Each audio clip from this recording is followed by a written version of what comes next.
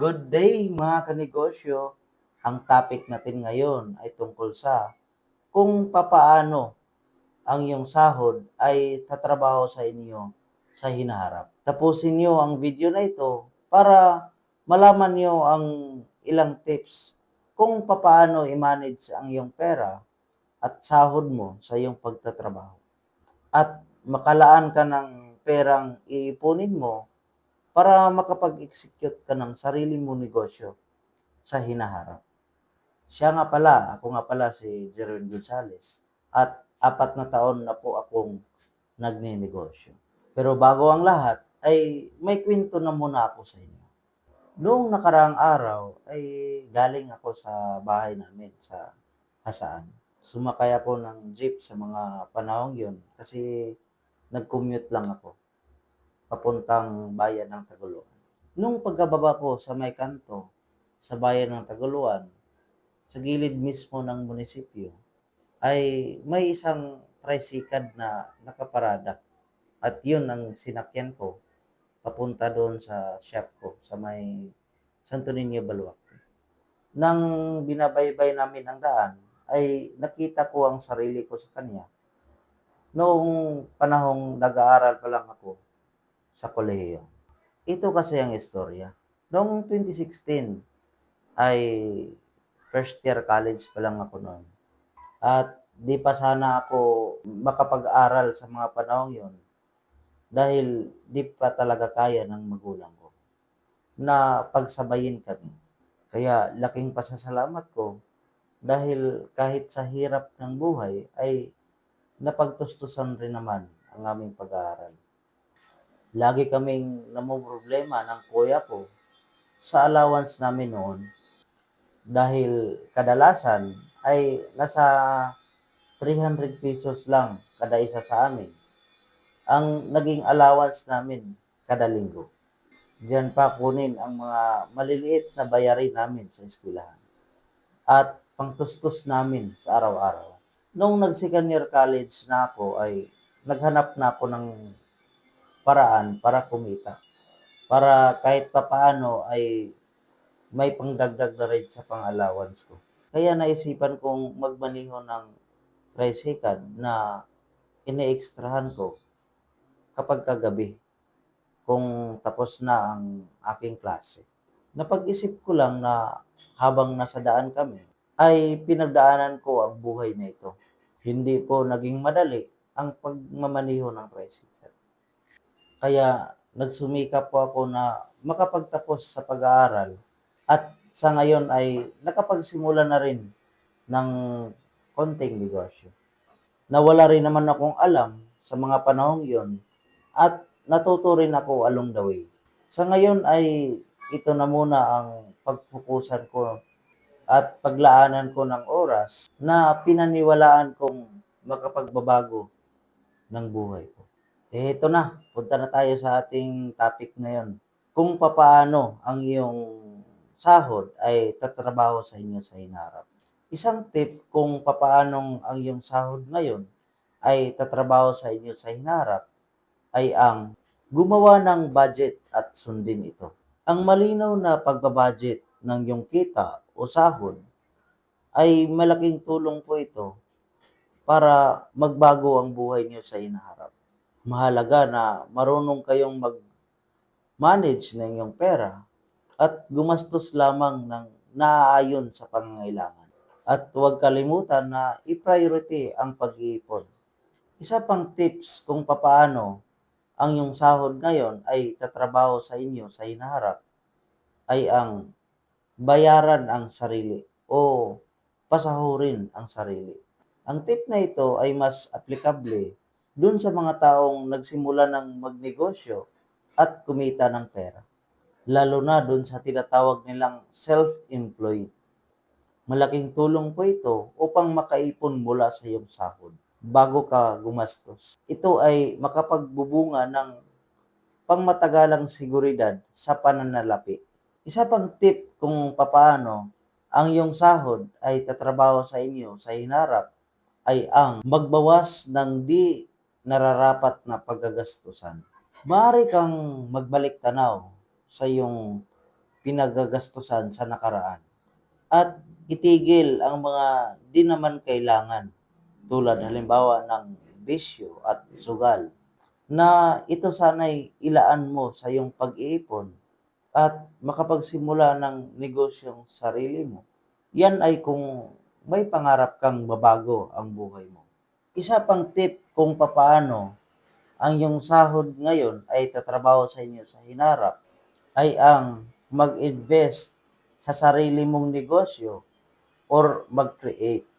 Lagi nating naririnig sa karamihan na mag-ipon daw mula sa ating kinikita at invest ang iyong pera sa negosyo o di kaya tulad halimbawa ng networking, stocks, bonds, at real estate.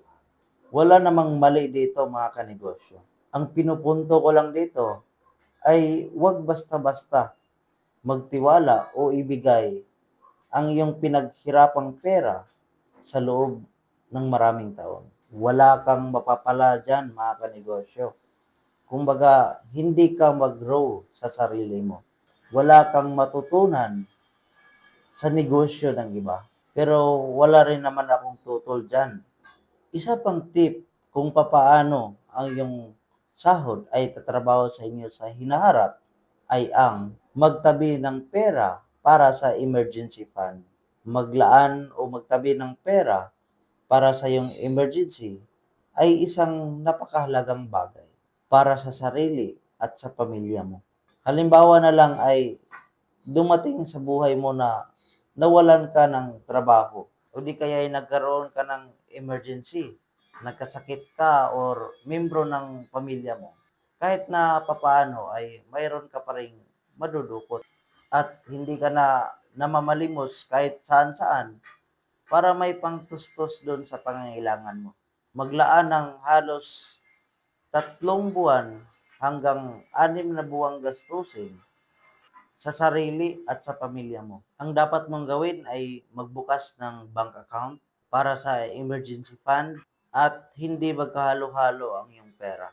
Isa pang tip kung papaano ang iyong sahod ay tatrabaho sa inyo sa hinaharap ay ang automate your savings. Para makapag-ipon ka ng mas effective, ay mas mainam na magbukas ka ng bagong account at ang sahod o kita na natatanggap mo, kinsinas man o katapusan, ay automatikong makapasok doon sa savings account mo. Ang ibig kong sabihin ay automatic itong magkakaltas.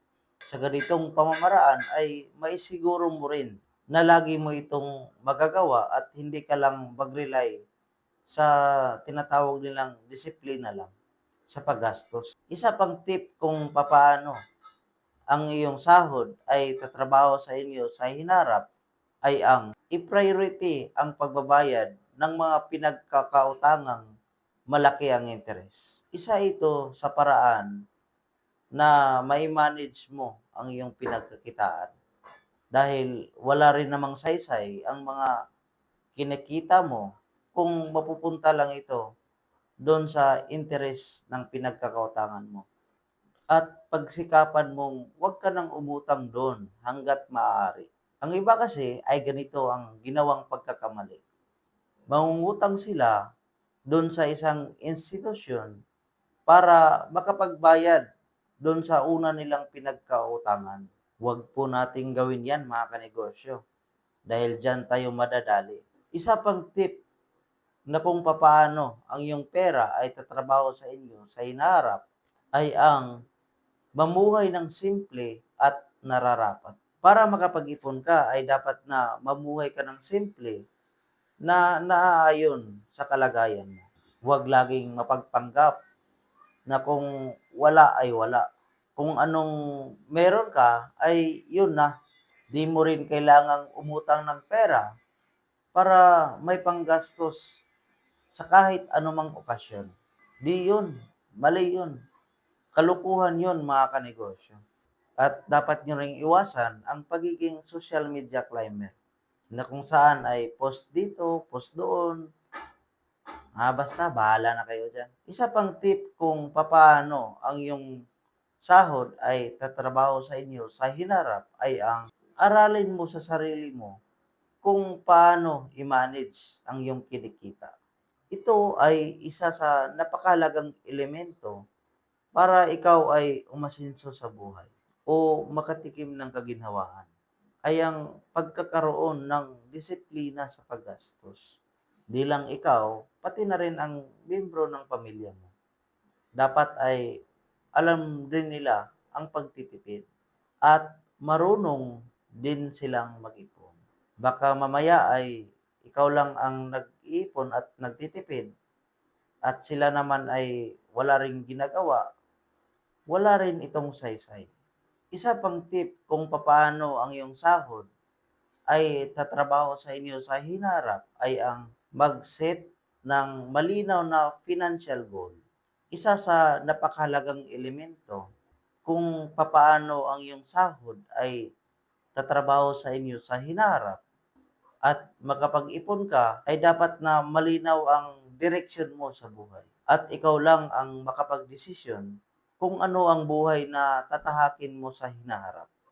Kung gusto mong magtrabaho ka hanggang sa pagtanda mo, ay pinoproblema pa rin ang pag-iipon at pera o di kaya'y magsimula ka ng negosyo ngayon para naman may chance na tuluyang mabago ang takbo ng buhay.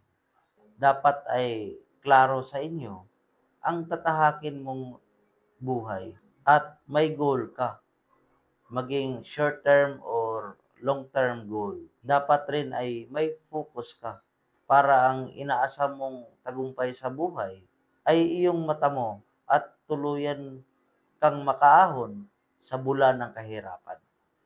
Dahil naniniwala ako na kapagka may pangarap tayo sa buhay, ay kailangan nating pagsumikapan na makamtan natin. Dahil walang ibang makapaggawa niyan kundi ikaw lang mismo sa sarili mo. Ang pangarap mo ay di mo pwedeng ipagawa sa iba. Ang kalaban natin dito, mga kanegosyo, ay ang mga taong hindi naniniwala sa atin sa simula. Pero huwag kayong magpaapekto doon. Kailangan mo lang tatagan ang iyong loob at mag-focus ka sa kung anong goal mo sa buhay. Kaya sama-sama nating abutin ang pangarap natin sa buhay na makaahon sa bulan ng kahirapan. Kaya sa mga nag-isip ng magnegosyo dyan ay mag-execute na po kayo. Wala pong i-improve nyo kapag ka puro lang kayo pag-iisip. Baka sa kakaisip nyo ay wala rin naman kayong masimulan. Dahil lagi kong sinasabi na huwag kayong matakot magkamali. Kahit na malugi ka, ay importanteng natuto ka. At paggising mo kinabukasan ay alam mo sa sarili mong negosyante ka pa rin. Na kaya mo pa rin bumangon at bumawi sa buhay. At dyan lang po mga kanegosyo. Siya nga pala sa mga mahilig dyan sa paintings ay may ialok ako sa inyo. Ito ang mga sample. Sa mga interesado ay mag-message lang kayo sa ibaba para mapag-usapan natin. That would be all. Thank you. Bye-bye.